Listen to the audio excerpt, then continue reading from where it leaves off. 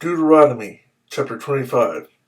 When men have a dispute, they are to take it to court, and the judges will decide the case, acquitting the innocent and condemning the guilty.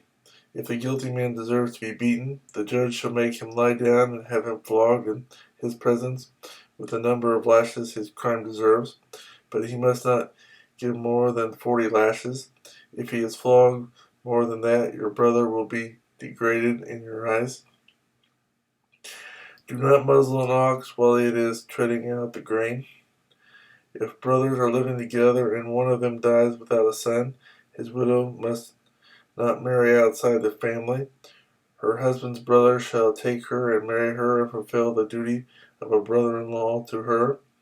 The first son she bears shall carry on the name of the dead brother, so that his name will not be blotted out from Israel. However, if a man does not want to marry his brother's wife, she shall go to the elders at the town gate and say, "My husband's brother refuses to carry on his brother's name in Israel. He will not fulfill the duty of a brother-in-law to me." Then the elders of his town shall summon him and talk to him.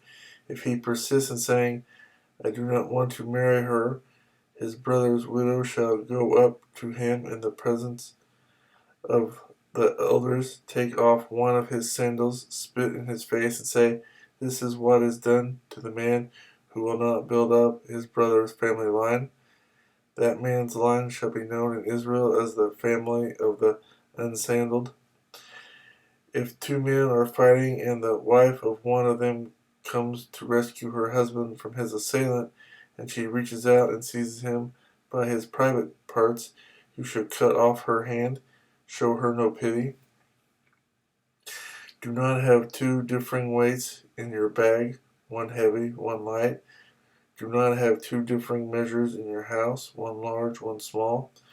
You must have accurate and honest weights and measures, so that you may live long in the land the Lord your God is giving you. For the Lord your God detests anyone who does these things, anyone who deals dishonestly.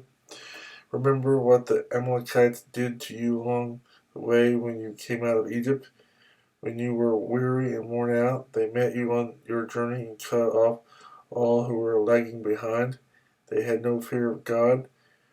When the Lord your God gives you rest from all the enemies around you in the land he is giving you to possess as an inheritance, you shall blot out the memory of Amalek from under heaven. Do not forget.